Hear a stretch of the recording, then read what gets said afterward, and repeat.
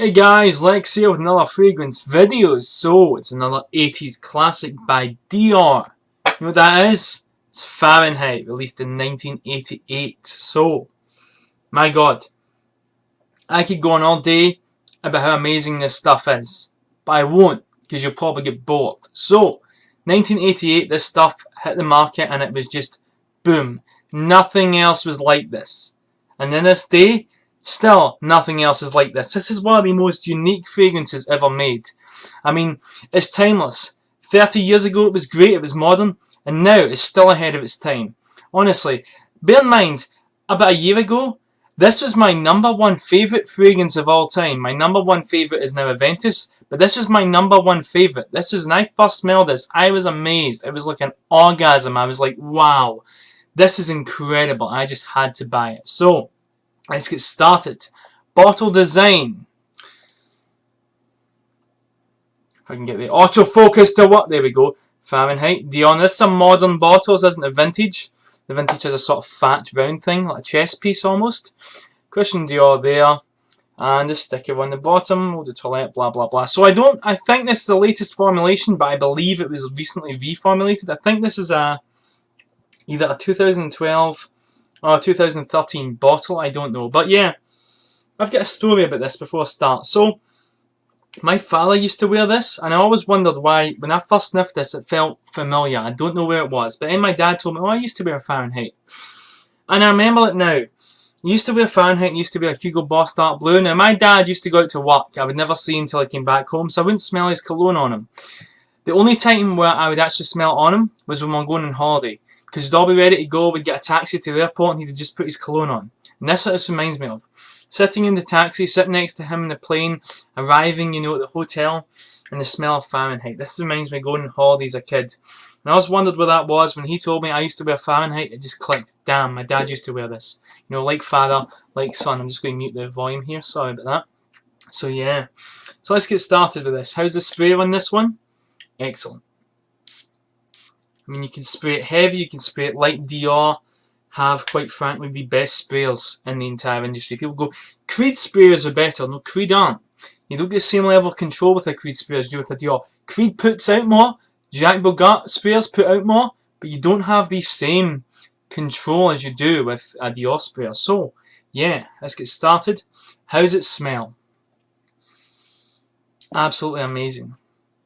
Absolutely fantastic, man. Fucking amazing. There we go. I've just went and said it. Spat it out there. Fucking fantastic. Fuck yeah, bro. So, it's got a lovely, it's got a green macho vibe.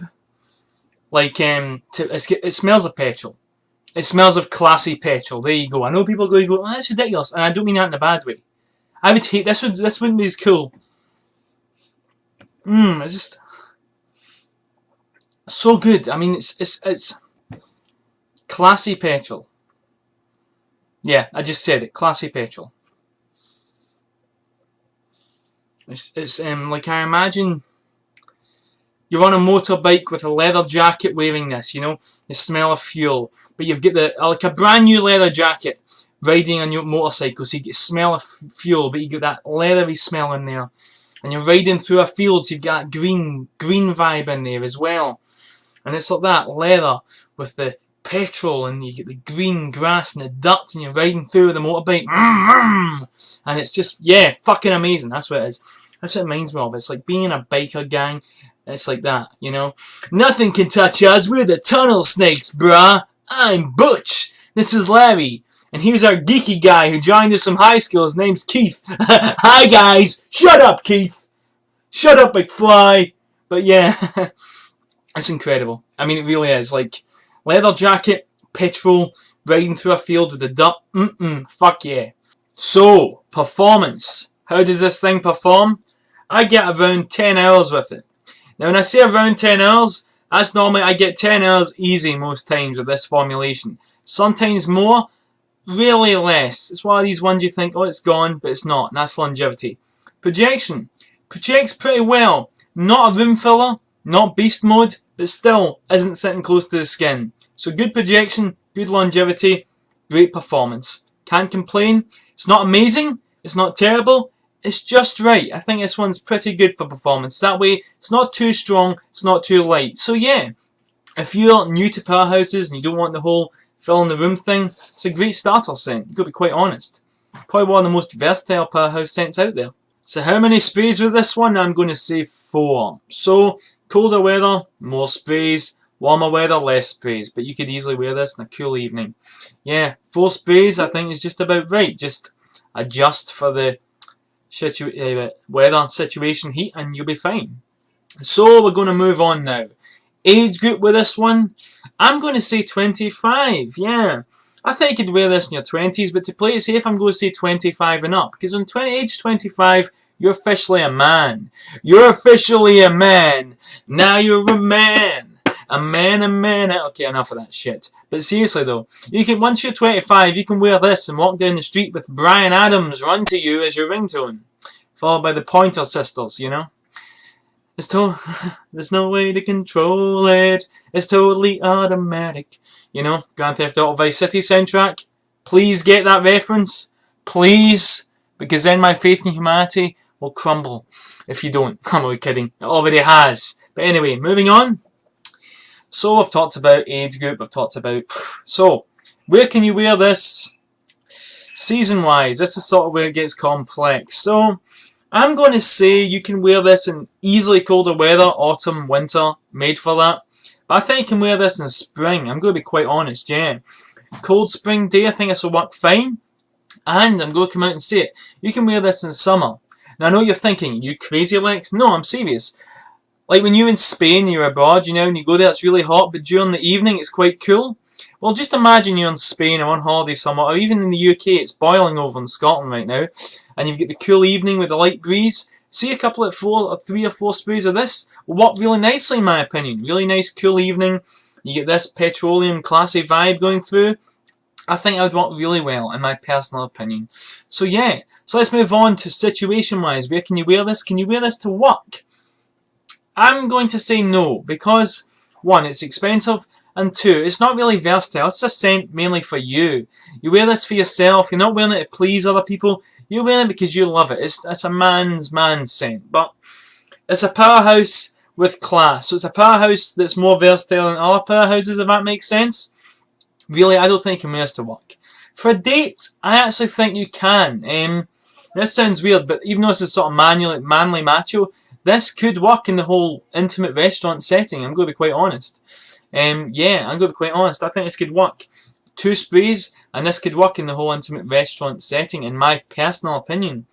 Again, it depends on who you're dating. If the person you're dating is into fragrances, they're into that stuff, they like trying new things, wear this. But like if the person you're dating is the sort of person that isn't really into it, the only fragrances they wear are the ones they get for like Christmas, you know, Britney Spears, fantasy and stuff, and they just sort of go with the flow, then I wouldn't recommend it. I would wear something more people-pleasing. 1 Million, you know, something like that. Yope, Jean-Paul Gaultier's La Malle, Armani Code, you know what I'm talking about. So yeah, on Armani Code, this is like if Armani Code was more macho. This is sort of in the same category of Armani Code. It has that macho vibe, but still being classy, if that makes sense. So yeah. So, we've covered the date. You're going out clubbing. I'm not going to recommend this for a club. No, not at all. I don't think you can wear this one clubbing. It's not really for that. If you want to wear it clubbing, hell, go ahead. But I don't think you can. That's just me. That's just my recommendation. I don't recommend this for a club. So, moving on. Casual wear. You're going out to McDonald's, going for some wings, going out shopping, go to the cinema, something like that, going out for a few beers. Hell, perfect for that. Jeans, leather jacket. This will work really well. Casual wear. This is king of casual. Really good. Now, funny I say that, but I'm going to be honest. See, formal wear as well. Formal wear, you know, suited and booted, wedding, something special. I think you could rock this in formal wear, no problem. Being quite honest. Formal wear, you wear 2 or 3 sprays, don't overdo it. I think this will work really, really well with a nice suit.